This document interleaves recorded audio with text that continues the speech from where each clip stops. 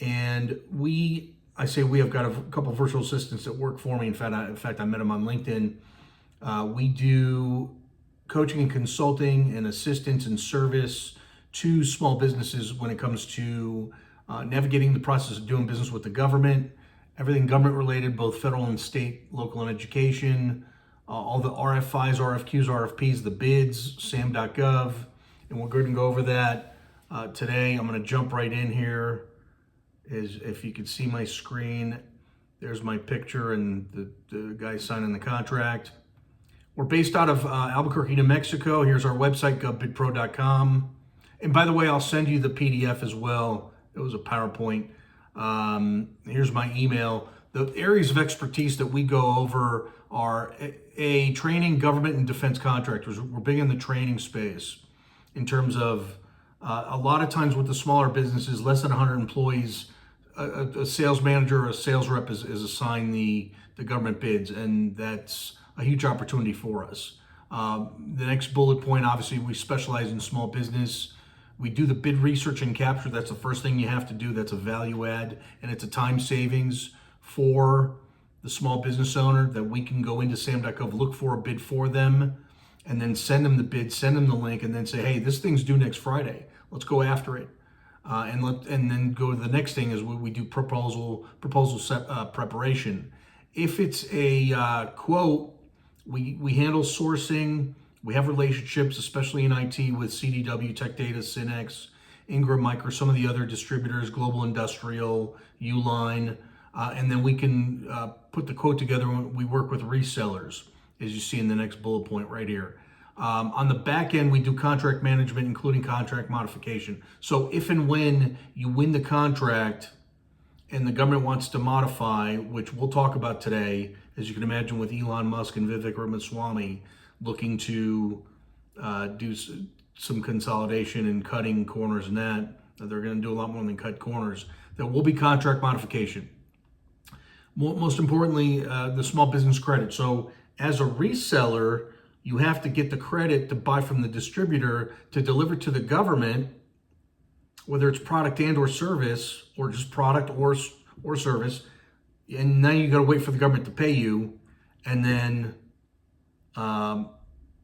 it's usually net 30 terms, hence the small business credit. So we assist in these areas of expertise. And again, I'll send this PDF. Let's jump right in. This is just a page about my background. Real quick, I've been in this B2G space for going on 20 years.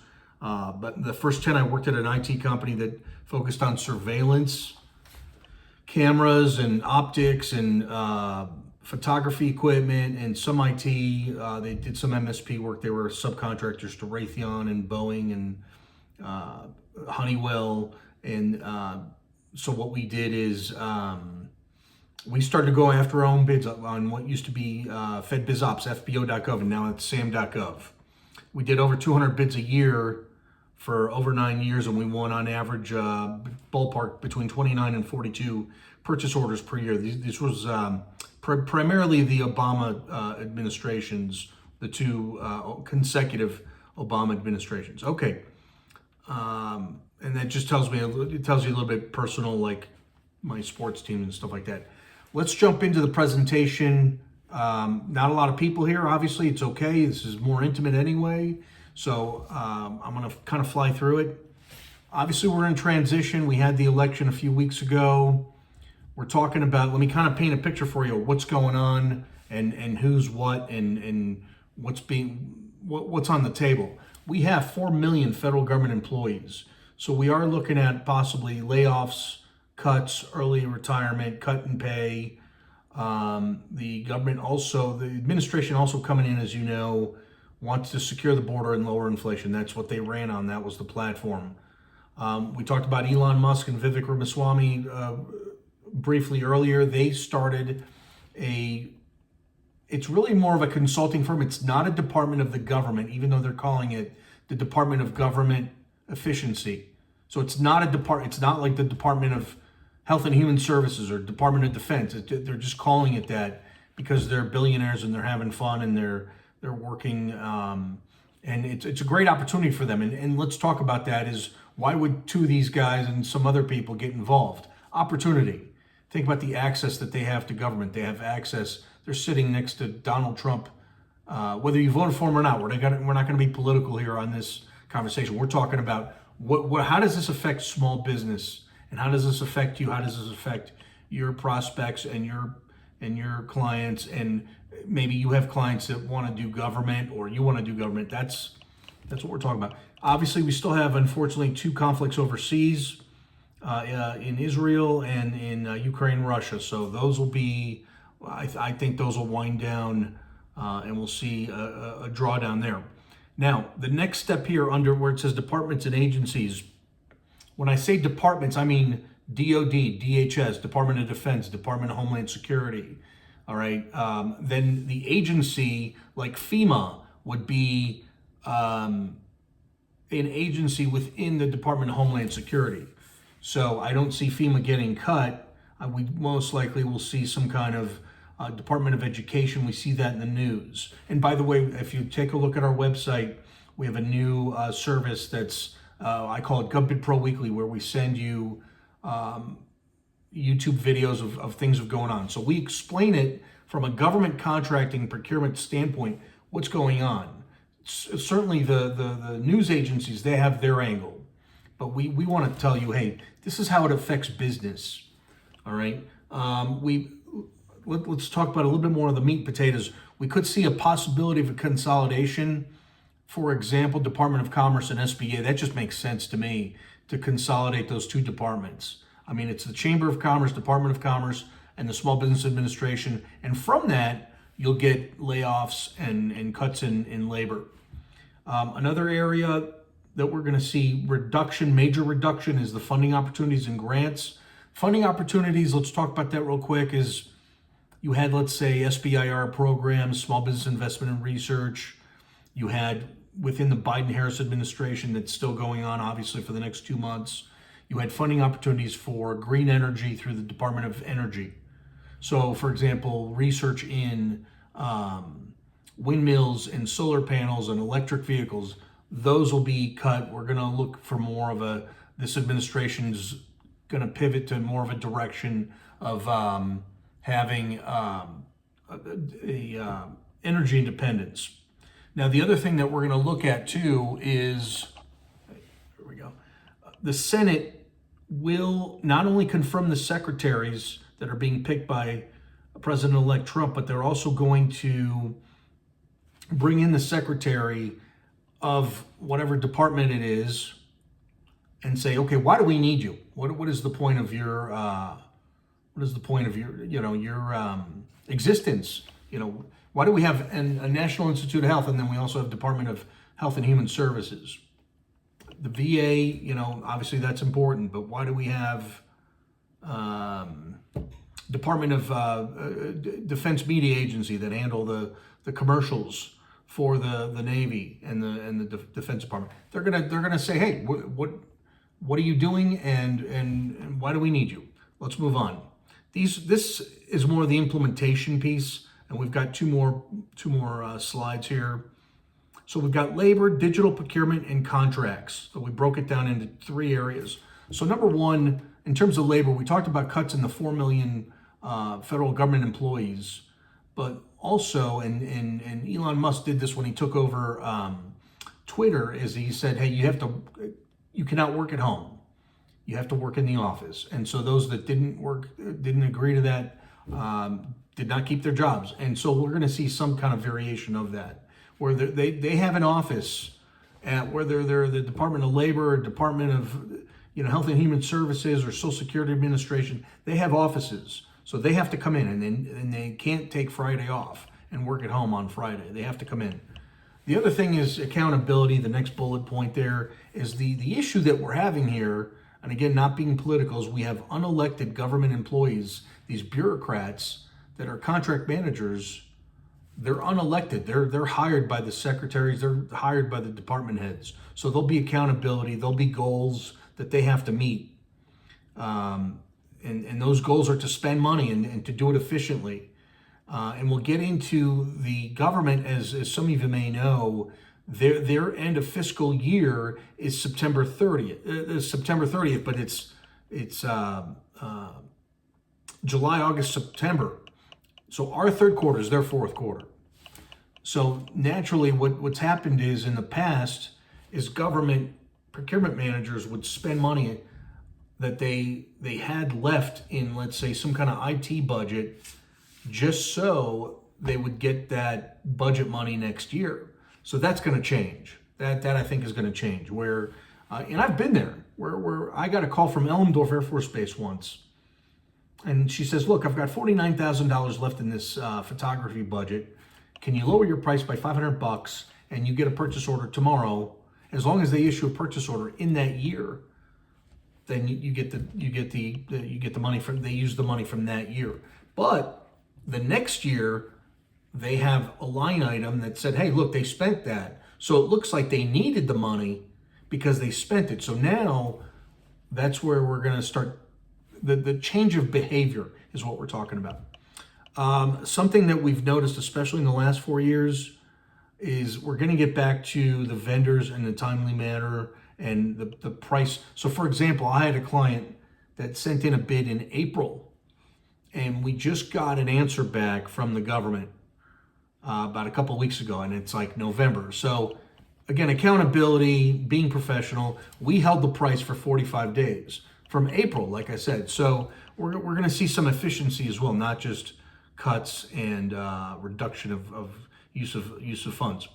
Let's move on to the digital procurement in this next section here, and there's a conversation of doing like an Amazon type of procurement site for small business to compete for purchase orders, selling, landing contracts, delivering products and service, and invoicing the government.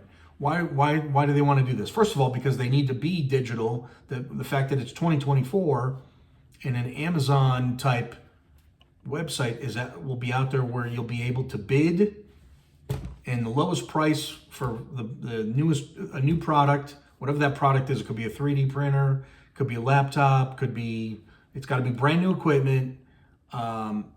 It'll all be digital, so it'll look like Amazon, and that's kind of the conversation right now of what we're hearing in the government, in the business to government space. That way, it's a lot more efficient for a contract manager that's sitting in an Air Force base to say, you know what, we need some paper for our office. We need new laptops. We need new whatever they need, some kind of office supplies, just for example, or janitorial supplies. That's a big thing. But they ran through too much soap or too much alcohol or whatever the alcohol to clean, And so it's day-to-day purchasing, week-to-week purchasing. It's not a one-year contract for like an IDIQ, an indefinite delivery, indefinite quantity. It just, they need some stuff, they need some hand lotion, whatever it is they might need, or, so so right now, the purchase card, purchase orders, or orders for using purchase card is $25,000 or less. That's perfect for small businesses. So we might see that where some of these purchase orders are going to get smaller, and they're just going to put all these purchase orders for small businesses on this Amazon type website and digitize the whole thing. I look forward to seeing that. Let's move on. Other digital procurement areas for efficiency, again through Elon and Vivek. And looks like somebody's joining us. Nope. Yep. Okay. We'll let him in. 1 second here. I got to let him in. Excuse me. All right. Back to the digital procurement is there'll be more social media for contract managers for relationship building. In other words, we want to see that there's a stronger relationship between the vendor, you, the small business, or your prospects, or your clients, small businesses, to have more relationship building. That way, the government understands your subject matter expertise. And so they'll buy more, and they'll buy not just once, but they'll buy multiple times. And they'll also have, moving on, more industry days so small businesses know what is required. What we'll see is, instead of just putting out bids on sam.gov, what they are going to do in terms of efficiency is they'll have an industry day. And that industry day will be just like this, a Google Meet or Zoom or Microsoft Teams, and it'll be, you'll have to register, and the industry day is, let's say, December 5th. Okay, well, I think that's a Thursday, and it's going to be 2 hours, and they're doing these now, but you'll see more of these, and they'll say, okay, hey, I'm in Albuquerque, New Mexico, so it's Kirtland Air Force Base will have this industry day for 2 hours. You're welcome to come in. You have to register. The first 500 people are allowed in, and they'll talk about what they are looking to buy within the constraints of a budget in the next 12 months in terms of unclassified products and services for this Air Force Base. So then you'll know, hey, if you do IT management, database management, and they don't say database management, then Kirtland Air Force Base is not the place for you, And so that's something we're going to see more of as these industry days. Okay, let's move on. Contracts, again, small dollar amount purchase orders. We talked about an Amazon type of government bidding website.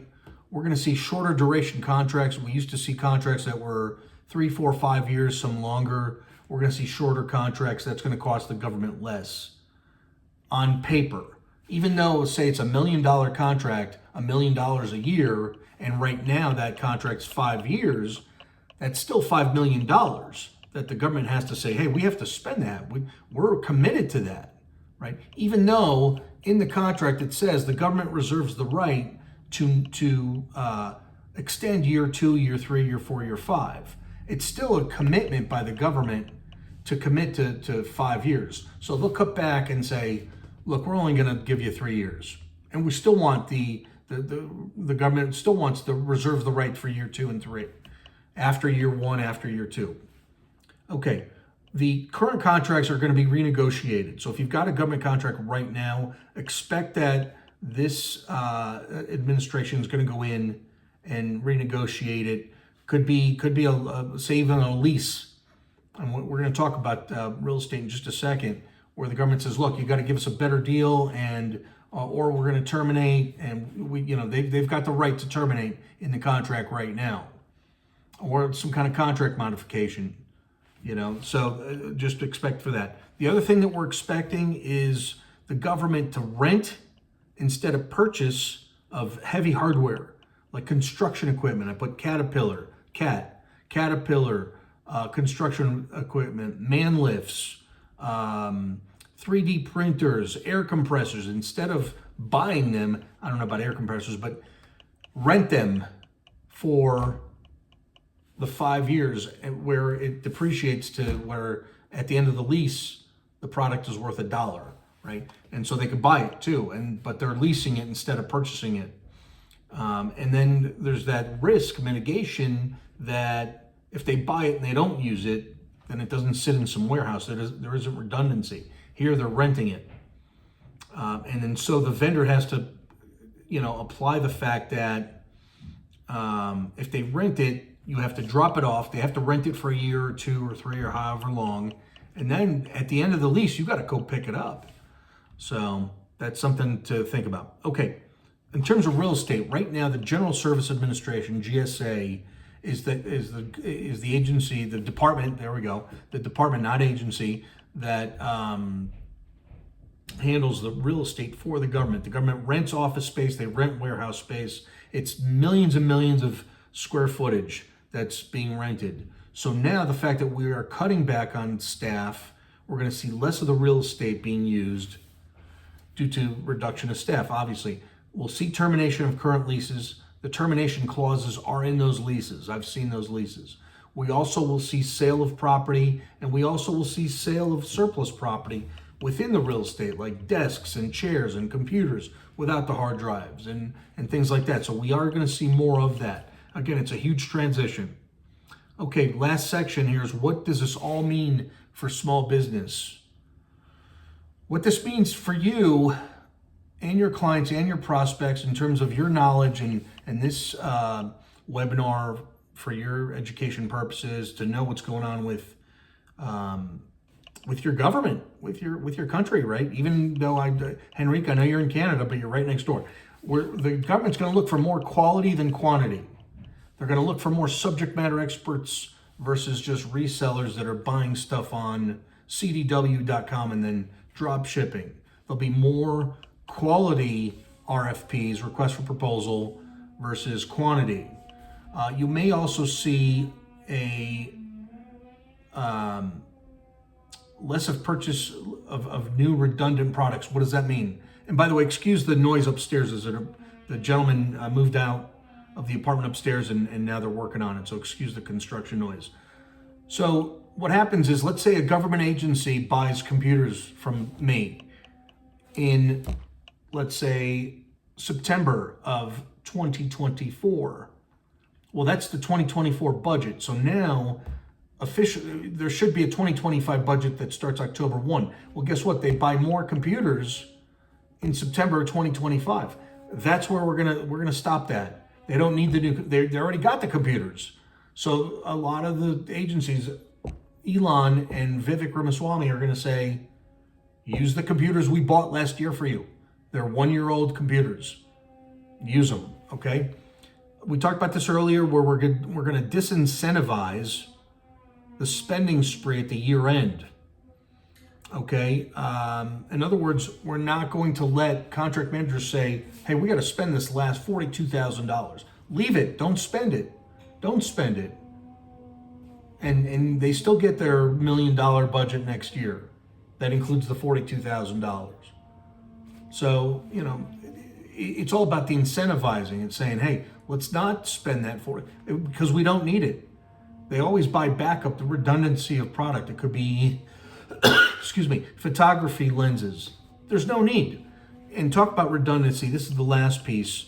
There's a lot of overlap, and you're going to start to see a stoppage of that. So, for example, in this example here on the PDF, we see a lot of Department of Health and Human Services, and they do nurse staffing and other medical treatments and other medical services to support, say, for example, the American Indian reservations here out west. There's some, of course, on the East Coast as well, but mainly here in New Mexico, Arizona, the Dakotas. And then we see redundancy from the Department of Interior and the Bureau of Indian Affairs. And so those two agencies need to talk to each other and say, hey, we did nurse staffing for the Isoleta Pueblo. Well, so did we, you know, so there's just a ton of redundancy going on. And so we're going to see that. This is the end of the presentation pretty much. What I want to do at this point, I'm going to X out of it. All right, let's see how this works. All right, we're back.